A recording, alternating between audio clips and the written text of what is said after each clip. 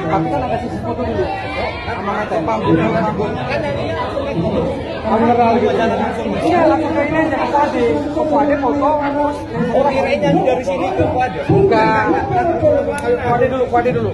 Enggak nyanyi dulu kan tadi katanya kalau nyanyi dulu. Nah, ini apa ya? Iya.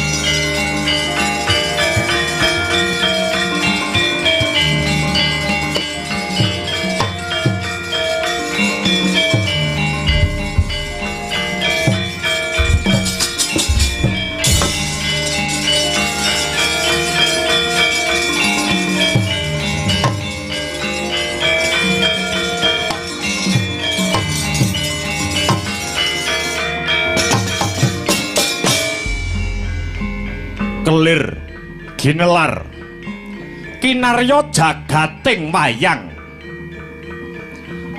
minangka pralampita laksitane gesang titah ing Madyapada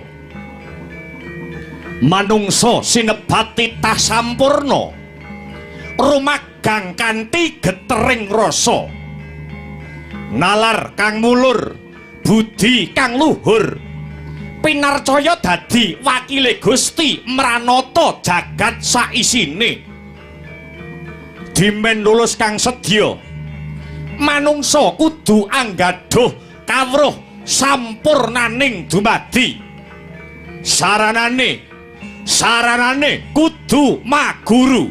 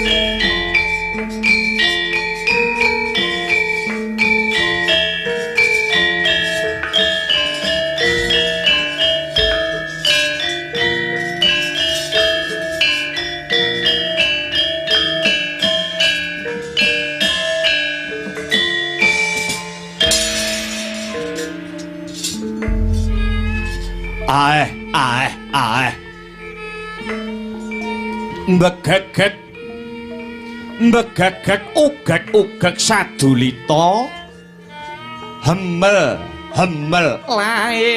lae ndara kula Raden Bratasena sampeyan aja bingung sampeyan aja sumelang sing jejeg sing dadi imanmu Gus ampun ngantos jengandika Raden Dara Bratasena kelangan kiblating kautaman Kyai Semar Badranaya aku rumangsa nyangga dosa kang gedhe anggone Bratasena dadi satriyaning bangsa muspra tanpa guna dina sakmengko akeh para kawulaku sing keserakat kang dadi uripe Sentana Praja padha ngoyak sing dioyak ora ana liya kejaba mung blenduke wetenge dhewe wong dhuwuran isine mung congkrah isine mung dredah mung gawe panca bakah kabeh padha ora kena dienggo conto Kyai Semar Badranaya ora ketang seklimah ora ketang rong klimah paringa kali damar supaya lelakon iki enggalo antuk suluh sulak pemadang Kyai Semar.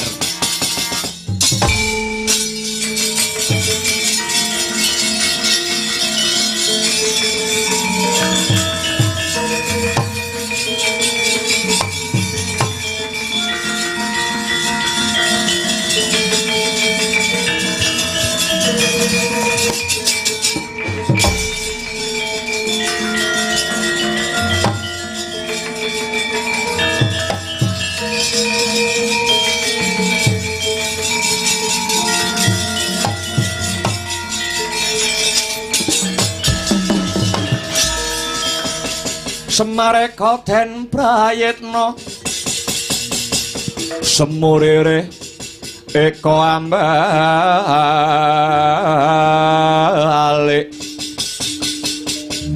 titiani kantayani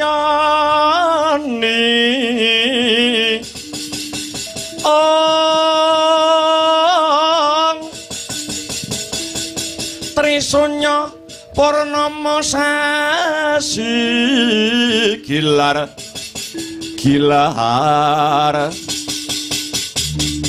semedining tengahing latar milang ana lintang Bima Sekti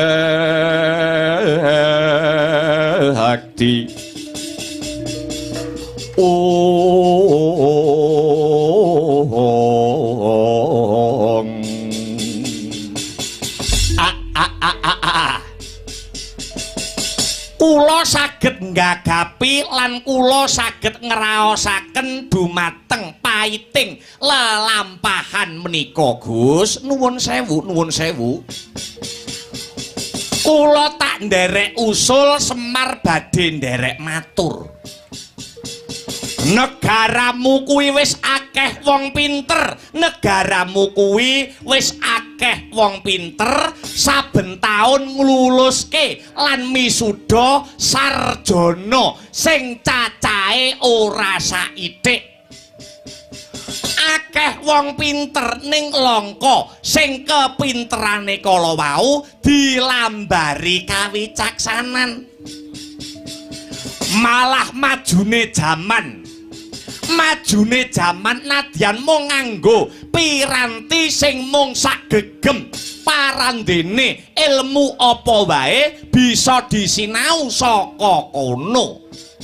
Nadyan kawruhe isih pas-pasan nanging wis rumangsa pinter, rumangsa bener, rumangsa suci, banjur tanpa ewuh pekewuh, tanpa wigih ringa-ringa, ngiyas lan nganggep wong liya padha bodho.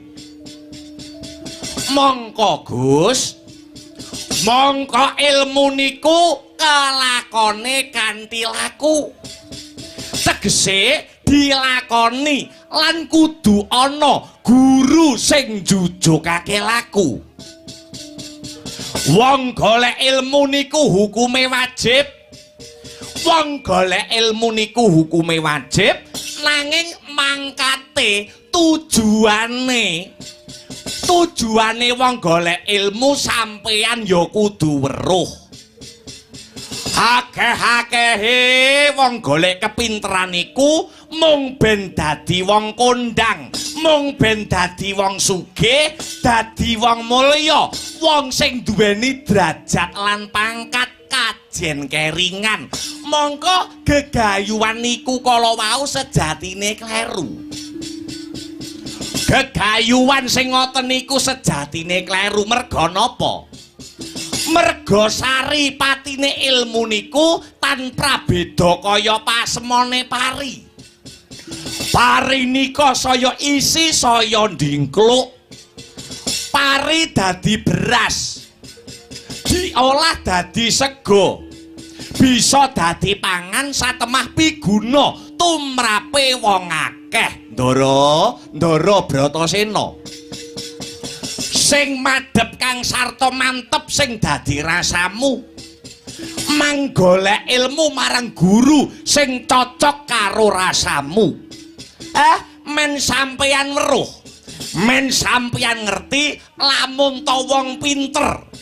Wong pinter sing sejati niku jiwane lembah manah, pikirane wicaksana lan kepinterane bisa piguna kanggo wong akeh. Niku paugerane wong golek ilmu, Den.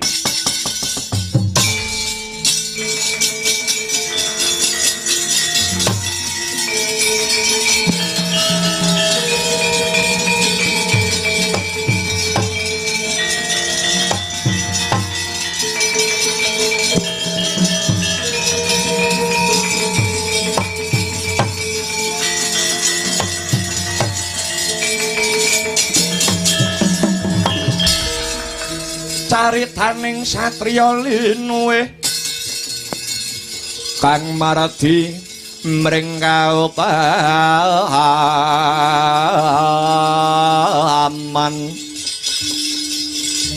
tan pekat mring pangestine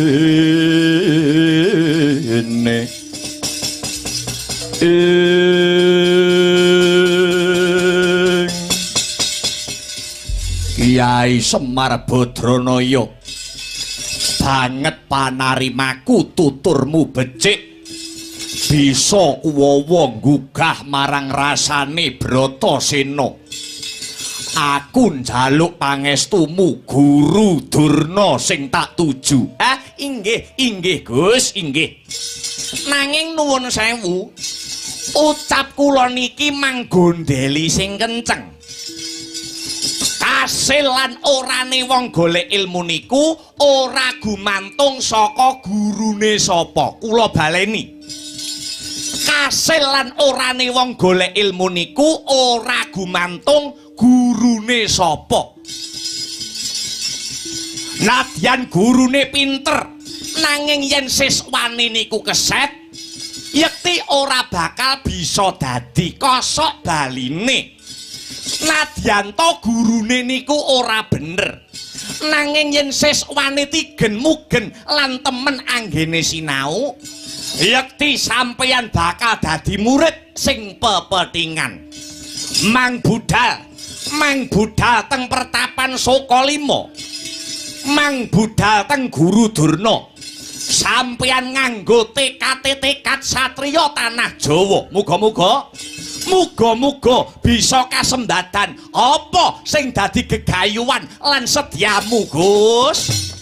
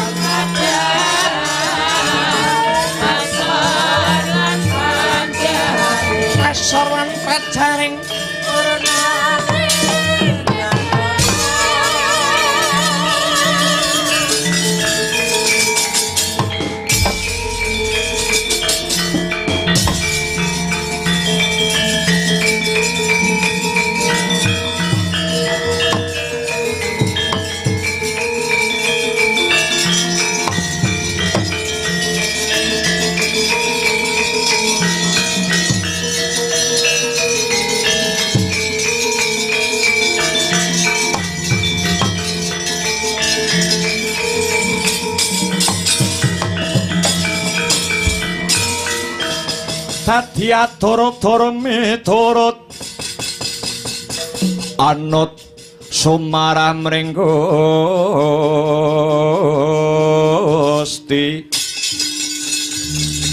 tene sidi memang utama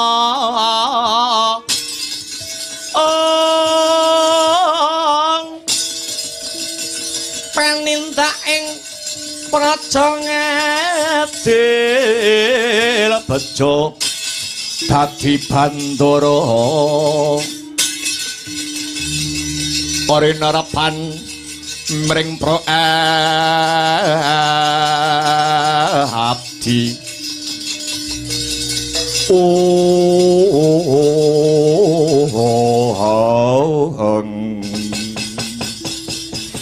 jagat dewa Bathara ya jagat pangestungkara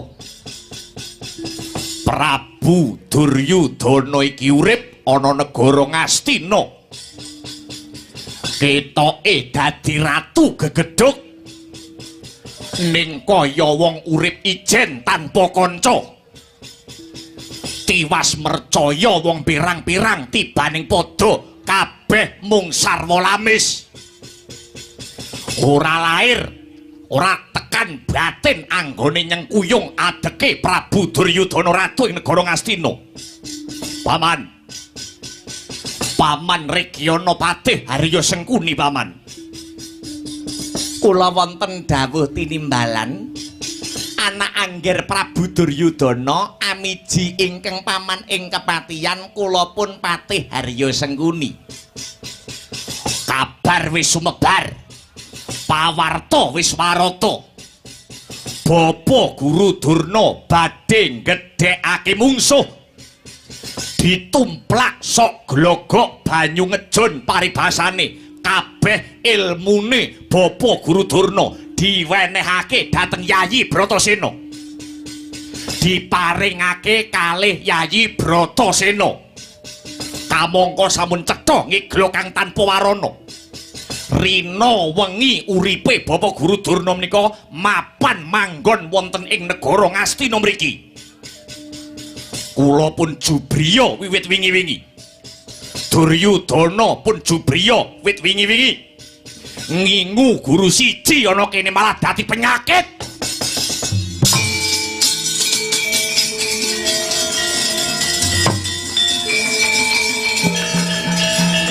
aksat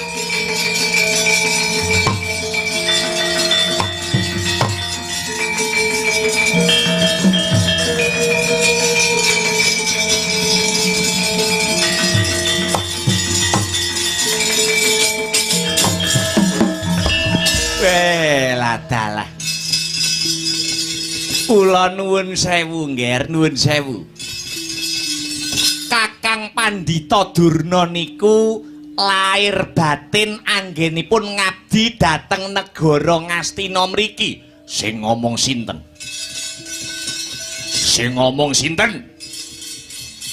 Guru Durna babar pisan ora duweni rasa welas asih dhateng kula wis ngerti lamun Pandhawa niku mungsuhe Kurawa Bratasena niku klilipe wong-wong Astina kenang apa kok malah digedhekke kenang apa kok malah dipinterke Paman Sengkuni wonten dawuh nggih dina iki uga Bapa Guru Durna kon mateni si Bratasena sampai anak janji ora bisa gawe cara Paman Sengkuni kok janji ora iso ngreka daya mateni si Bratasena kanthi pancatan Guru Durna sampeyan dhewe sing tak gantung ning alun-alun edah mati aku ya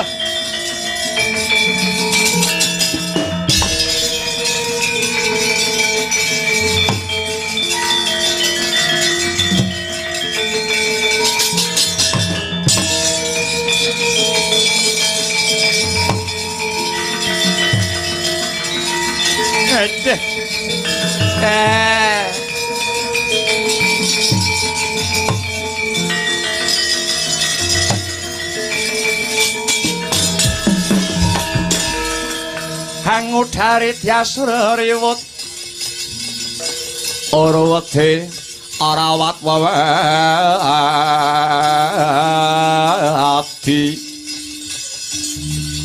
wedi lamun kauningan mring sang ambek ngomalati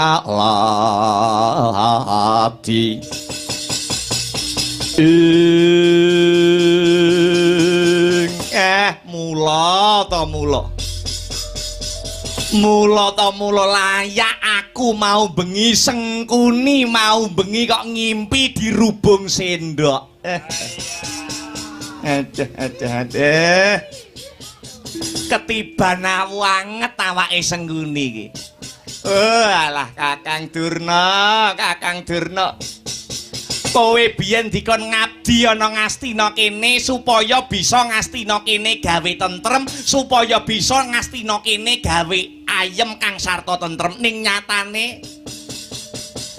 nyatane kok malah gawe tintrim sing kaya mangkene Kakang Durna ya ta ya 1000 cara bakal tak tindakake 1000 pambudidaya kang sarta pangreka daya bakal sengkuni lakoni supaya Kakang Guru Durna bisa tega mentala mateni murite sing paling ditresnani ya kuwi Panenggak Pandhawa si Bratasena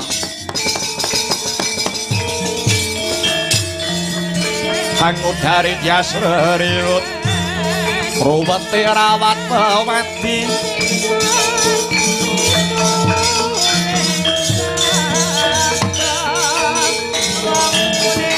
wedi lamun kauningan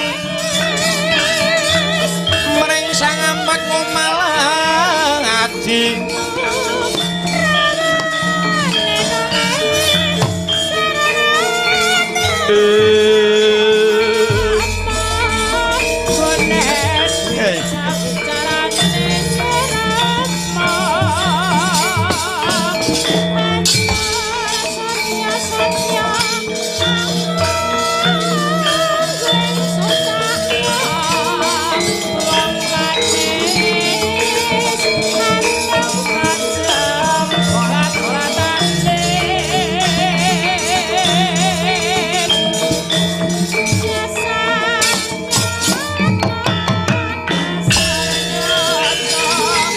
Sewakon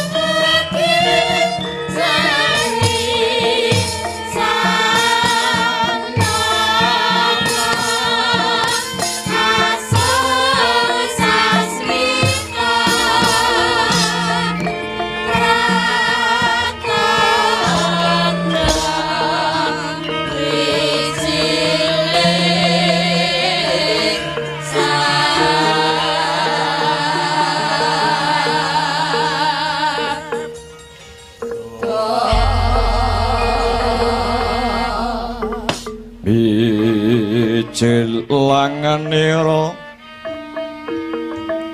sang nar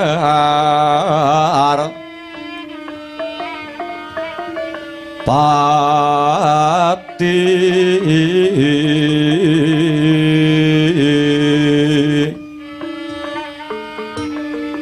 lampah hira alon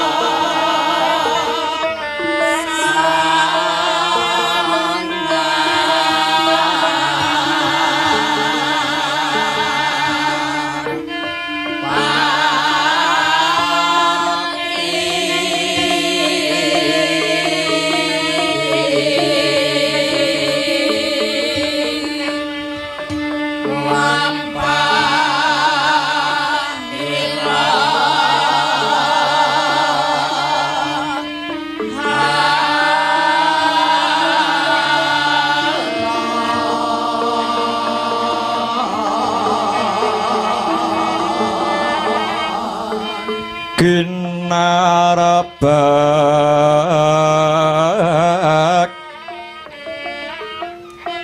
padaya yuwarna nira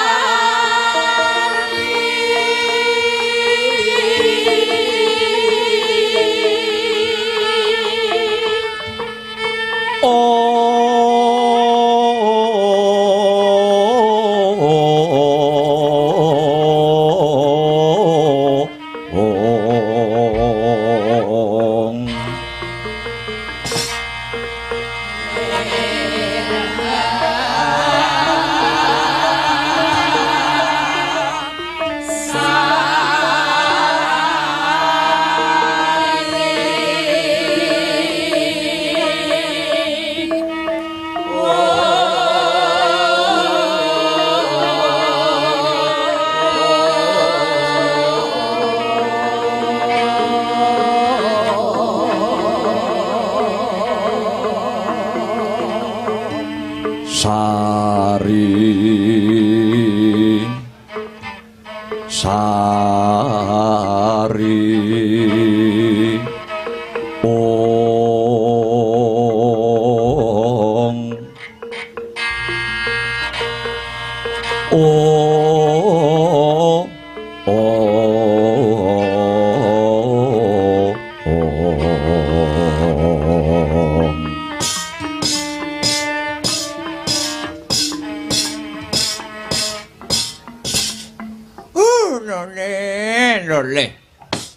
Sumolole, sumorate, emprit gantil buntute omah joglo hawela. Layak to layak. Layak to layak prenjake padha ganter jagone padha tarung. Ndak waspadakake Kang Prapta ana pertapan Soka 5 ya kang mapan ana ing pertapan Soka Panca kene. Iki warangka negara Ngastina. Adi Rekyana Patih Harya Sengkuni. Sakwise Adipati Harya Sengkuni jenak anggone pinarak, prayoga anggone seba, jenjem anggone sumanggem maracoba. Maracoba luwih dhisik aku tak takon kelawan Adipati. Ha kok ngomong-ngowahi adat to, Di? Saben-saben ana perlu, saben-saben ana gawe. Sing kirane mangarsa ana sitinggil negara Ngastina kuwi cukup pun Kakang Soka 5. Lah kok iki Siadi sing prapta ana ing pertapan Sukalima kene, janjane ana apa, Dipati? Kakang Durna. Iki ngene ya, Kakang. Wa sing wigati aku sowan ana pertapan Sukalima kene. Ingkang sepisan ya kuwi tilik marang titi tata tentrem ingkang kagelar ana ing pertapanmu Sukalima kene. Ya merga saka kepinterane Kakang Durna, satemandak sawang katon ayem tentrem jenjem remanem, tanduran ing pawiyatan kene ya katon ijo royo-royo, dalan-dalane ya katon resik. Kuwi kabeh meratandani lamun to pancen wegik lan mumpuni anggone Kakang Durna gula wentah marang para putra siswa. Lah angka loro aku mung arep gambuhake tembung alam oneng. Alam kuwi tembung lawas, oneng kuwi tegese kangen. Ya merga wis sawetara suwe aku datan pinanggya mula ripalungguhan iki aku seba ana pertapanmu Sukalima. Lah triwigatining perlu Kakang Durna, anggonku sowan ana pertapanmu kene yektine ora metu saka krenteking atiku pribadi. Ning Sengkuni mung diutus dening Nalendra Ngastina, anak Prabu Duryudana, supaya nemoni karo Kakang Wakninggo ndel Sukalima. Dipati, apa dawuh anak Angger Duryudana, Dipati? Lah iki ngene ya Kakang, nyuwun sewu. Blakasuta blakutang terus terang dina iki Ratu Negara Ngastina lagi kuwur baliwur bingung bilunglungan sing dadi pamikire. Sik ing atase dadi ratu sing blegedhu ora kurang sawiji apa, keceh bondo, keceh Raja Brana. Paribasane bisa nepak bun-bunane wong sak negara Ngastina. Lah kok dadak nganggo sedih. Iki nalare kepiye, Dipati? Kakang nyuwun sewu. Ingkang gumana musik sajroning penggalih tumrap Angger Jaka Pitana ora ana liya kejaba mung mungsuh bebuyutan, satru mungguing cangklaan, klilip mungguing netra, ya kuwi para Pandhawa. Mongko nganti ripalungguhan iki Kakang, sing jeneng Pandhawa lan Kurawa kuwi ngibarate banyu karo lenga. Ora bisa dadi siji, ora bisa manunggal, ora bisa rukun lan besuke. Kalamun para Pandhawa kenceng, para Kurawa cukeng, anggone ngukui karo benere dhewe-dhewe, tan murunga bakal dumadi jangkaning jagat ingkang sinebut Perang Agung Baratayuda Jaya Binangun. Nah, iki Kakang, Angger anak Prabu Duryudana lagi mikirake babakan iki. Kaya winalik sing dadi rasane Ratu Ngastina Prabu Duryudana. Anak Prabu Duryudana kuwi ngukur marang kekuatane Kurawa apa dene ngukur kelawan kekuatane para Pandhawa. Nuwun sewu Kakang. Senadyan to para Pandhawa kuwi gunggunge mung 5. Ning nyatane Pandhawa kuwi mentes kabeh, duwe keluwihan kabeh. Contone siji Puntadewa. Puntadewa kae senadyan ratu ketoke kelemar-kelemer, ora nate peperangan, nanging lamun ta murka utawa duka bisa mbledhos dadi buta sak gunung gedene. Kae Puntadewa Kakang.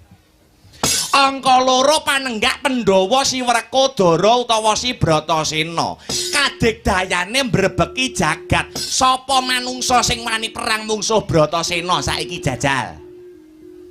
Durung angka 3 panengah Pandhawa si Arjuna ya si Janaka.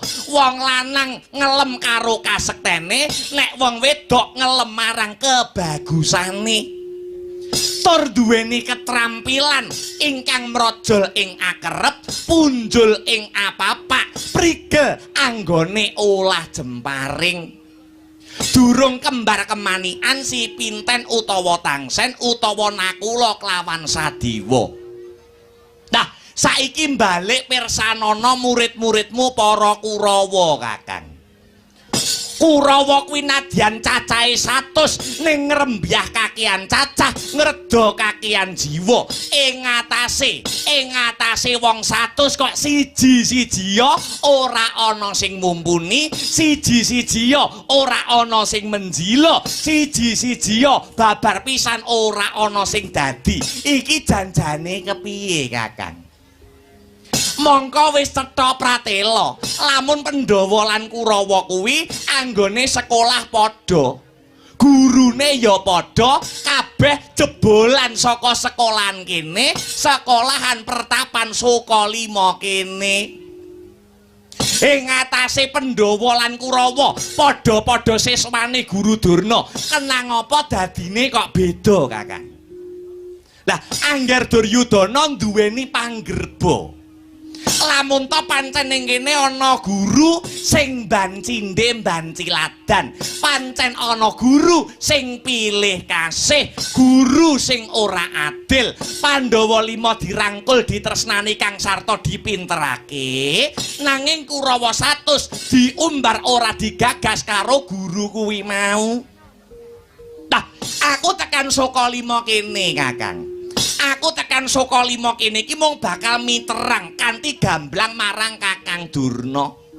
Sing ndok kersake iki kepiye? Pandhawa Kurawa ki padha-padha muridmu, ning nyatane kok ndok gawe beda. Iki janjanmu, dasarmu apa, wewatonmu apa, Kakang? Permara reh manguswa umyong ambreng. Kadi karonaning kaswasih ring marga Hamalatgung. Ari sang kanta mastrat maca leng-leng lalu mangulati Surya mangrangsang wayah, Surya mangrangsang wayah.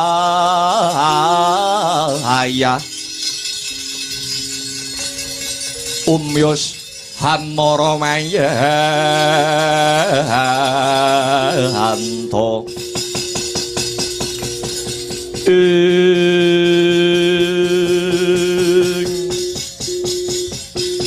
Adipate Kakang Durna kepriye?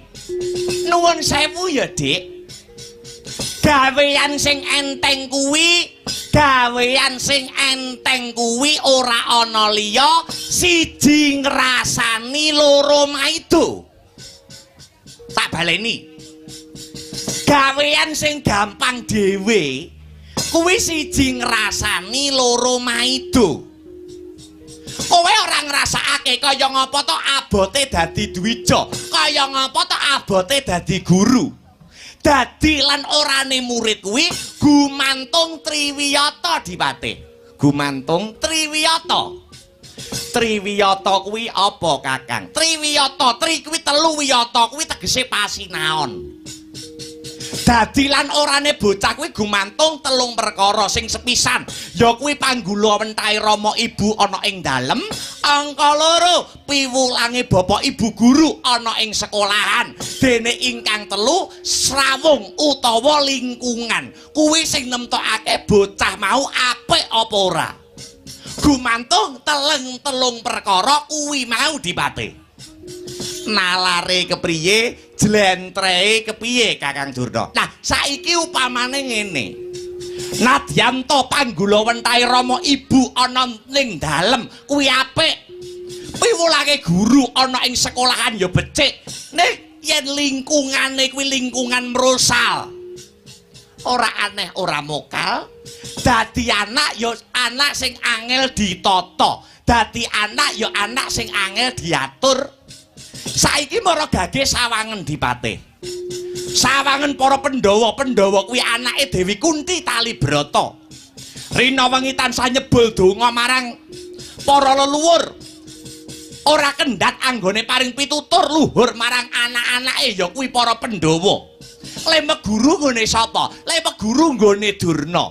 Lah sekolah ya ngene saka 5 kene.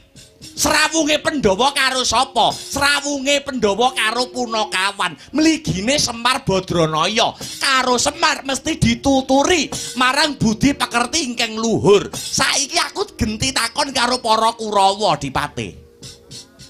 Kurawa kuwi anggone golek ilmu ya bener ana saka 5 kene. Sing mulang ana dalem wong tuane kira-kira ya apik, kira-kira ya becik. Ning gandeng lingkungane kleru, lingkungane salah, mula Kurawa dadi bubrah. Genti aku tak takon, Kurawa kok iso morak-marik kaya ngono ki kumpulane karo sapa? Jajal. Dalem. Kurawa kuwi lho. Kelakuane iso morak-marik kaya ngono kuwi, morale bubrah kaya ngono kuwi. Kumpulane Kurawa rina wengi iki karo sapa Dipati? Ya karo aku. Mergo aku dipasrahi tanggung jawab karo wong tuane Kurawa supaya gula wentah karo para Kurawa. Lah, sing kleru ngene iki kira-kira sapa, Jajal? Mangka ning saka 5 kene iki Pandhawa Kurawa babar pisan ora tak bedak-bedakake. Yen Pandhawa tak ulang ngitung-ngitung, Kurawa ya tak ulang ngitung-ngitung. Yen Pandhawa tak ulang babakan panembah, Kurawa ya semono uga. Ora ana sing beda. Sing beda iki mung lingkungane, Dipati. Wis saiki kowe ora perlu selak karo batinmu. Kurawa kuwi rina wengi isine mung kok doktrin supaya ora rukun karo para Pandhawa. Iya apa ora? Kowe ora perlu jawab, sing ngene ora perlu wangsulan. Kabeh sing nonton wayang bengi iki wis ngerti. Rina wengi kok racun karo kanistan supaya ora rukun karo para Pandhawa. Jajal, tekan para penonton. Kurawa iso bubrah morale kuwi gara-gara sapa? Ra gara-gara Sengkuni. Nggih napa mboten? Oh. Lho. Wis do sauran. Kabeh sing mirsani iki do bengi iki wis do panggam, do tanggap ing sasmita. Lah, gandeng lingkungane karo Sengkuni, kok jurang ana juranging kanistan. Kok gireng ana juranging kamurkan. Ora srawung karo panembah jati, ora srawung karo pangibadah, ora gelem guyub kang sarta rukun. Mergo kumpulane karo Sengkuni. Yen kowe ora selak karo batinmu Dipati. Kurawa kok iso bobrok morale kaya ngono kuwi mergo pancene ibarate kertas putih sing nulisi iki kleru. Ing atase biyen Kurawa isih cilik-cilik, Kurawa isih bocah apa memper. Kurawa isih lugu pas isih bocah jaman semono. Rina wengi para Kurawa kok giring ning guyangane apa memper ngono kuwi. Bocah urung do sunat lho. Kok diparani rono arep nggo apa? Sing ngrusaki pancene kowe Dimate. Yo Gusti Maha Agung, Gusti Maha Agung. Aku wis niteni nuwun sewu. Ngendi nggon ngendi papan ora desa, ora kelurahan, ora kecamatan munggahe kabupaten. Angger enek Sengkunine kuwi mesti ora iso ayem. Aja, saiki ora ariken rasamu. Ora ariken nalarmu. Yen wis kedadiane kaya mangene iki, sing kleru kira-kira Durna apa Sengkuni Dipati? Lah salah.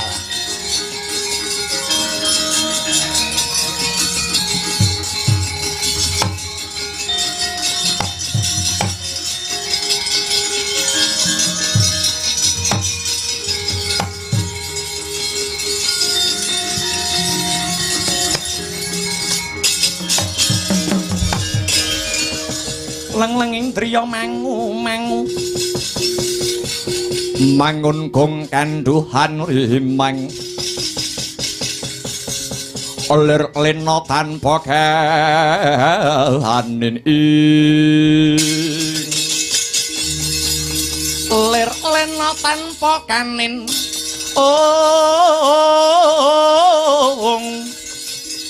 yen tantu lusa yen tantu lusa mengko sang Dyahutama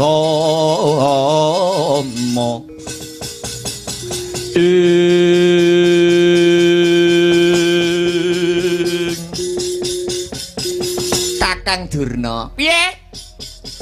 Aku wis bosen anggere bantah dredah karo panjenengan. Tan murunga mengko mesti golek benere dhewe-dhewe. Saiki ngene wae ya Kakang Durna. Damar mancung cinupet. Wa sing wigati iki ana perintah saka anak angger Duryudana. Perintah mau tumuju marang Kakang Durna. Nuwun sewu Kakang. Gandeng Kakang Durna nuwun sewu. Gandeng Kakang Durna ki rak abdine negara. Kakang Durna pendak sasi nampa blanja saka negara Ngastina. Pertapanmu saka lima kene iso endah saka sapa ora ana liya. Pertapanmu kene iso endah merga saka dhuwit saka negara Ngastina. Gandeng wis tetonge glo tanpa warana. Yen to punjer kekuatane para Pandhawa kuwi dumunung ana Bratasena. Perintah saka anak Prabu Duryudana nuwun sewu. Kakang Durna kersa ora kersa, gelem ora gelem. Kudu mbudidaya patine si Bratasena. Kersa ya ngono, ora kersa ya ngono, nyuwun sewu. Yen nganti iki mengko Kakang Durna bantah dawuh diparingi wektu udakara 7 dina ora iso mateni si Bratasena, nuwun sewu. Aku iso ngrusak Sengkuni iso mbubarake pertapanmu saka lima kene. Lho, kanthi cara apa? Kanthi cara apa kowe bakal mbubarake pertapan saka lima kene Sengkuni? Nyuwun sewu. Aku bakal nyebar ana layar kaca lan layang kabar. Lamun to pertapanmu kene ngajarake aliran sesat. Ora mung kuwi, Kakang. Saka lima bangunane bisa magrong-magrong sarta tetumpakanmu roda papat iki kabeh ya saka dhuwit negara Ngastina. APBN anggaran pendapatan belanja Ngastina. Yen angger Duryudana iki mengko sida gerah sing dadi penggalihe, bantuan pendak sasi bakale diendhek. Ora mung kuwi, kene mengko bakal ditekake alat berat kanggo ngambrukke kabeh bangunan sekolahan saka lima kene. Yen kene wengko wis ambruk, saka lima kene wis ambruk, papan kene ora arep didekne sekolahan meneh, papan kene arep tanggo tak dekne komplek. Kira-kira mending apa ora ngono kuwi? Kejem kowe Sengkuni. Sengkuni kowe kejem Sengkuni. Ayo pikiran luwih dhisik. Kabeh keputusan mapan ana Kakang Durna.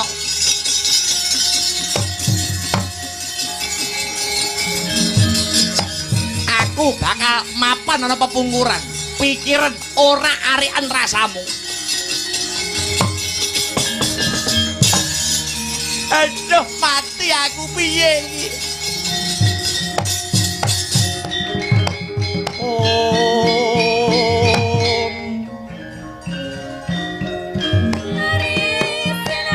Roh Bratasena.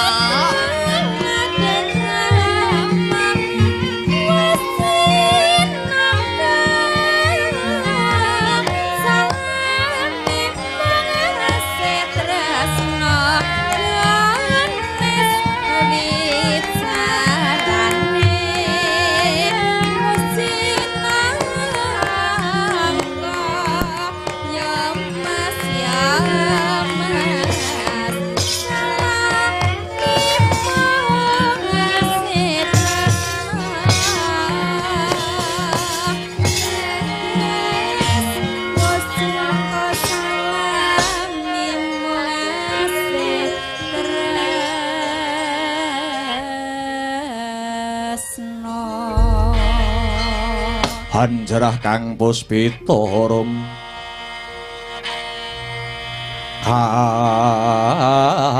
kasiliring samirana mrik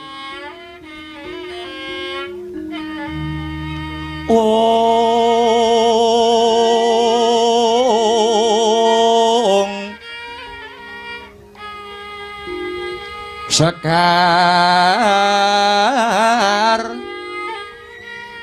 kadung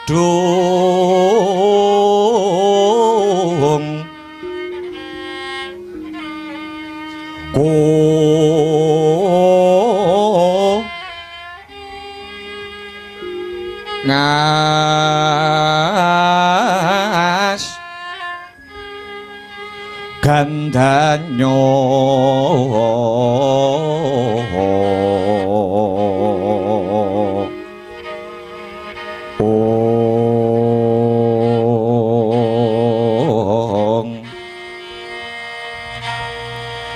maweh raras renaning driya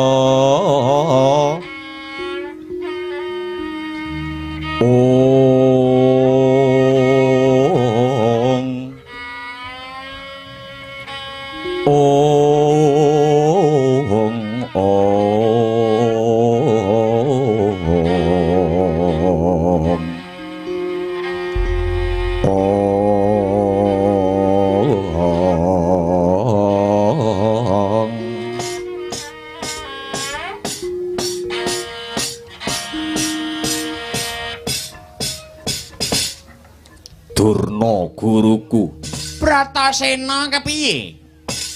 tekaku ngadhep marang panjenengamu ya kuwi saka krenteking atine Bratasena kang kepingin nambah kepinteran ngangsu kawruh gegulang ilmu. Kosek Bratasena. Apa isih kurang anggonipun Bapa maringi ilmu marang kowe? Anggonmu ngangsu kawruh mapan ana ing kene sok glogok banyu ngejun bebasane anggonku menehi ilmu marang Bratasena. Apa isih kurang nger bocah bagus Bratasena? Bapa Durna apa lali? Bapa Durna nate ngandika mbok menawa wong golek ilmu kuwi ora ana watese. Dawuh Rasuling Gusti ingkang pungkasan ngandharake wong golek ilmu kuwi saka lair nganti tekan pati, wiwit jabang nganti tekan crapang. Mula aja ngendhoni marang tekadku Bapa Durna. Ya, yen pancen kaya mangkono, apa ilmu sing ndak kepinginake Wijasena? Kaya sing mbok janjekake marang Bratasena triari kawuri utawa 3 dina kepungkur. Bratasena kepingin nggayuh ilmu utawa kawruh sangkan paraning dumadi utawa ilmu kasampurnaning urip Bapa Durna. Kagyat risang kapirangu Ore nangkul kinempit kempit dosang retnaning bawana iwa situ kang walang abdi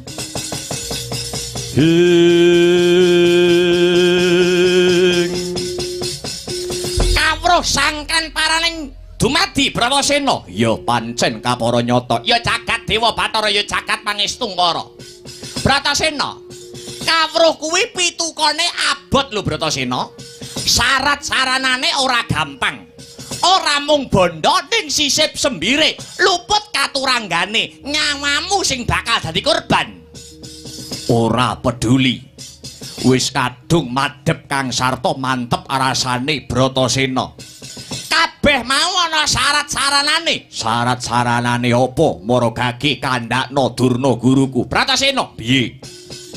jeneng sira Bratasena kudu bisa goleki kayu sing jenenge kayu gungsu suwing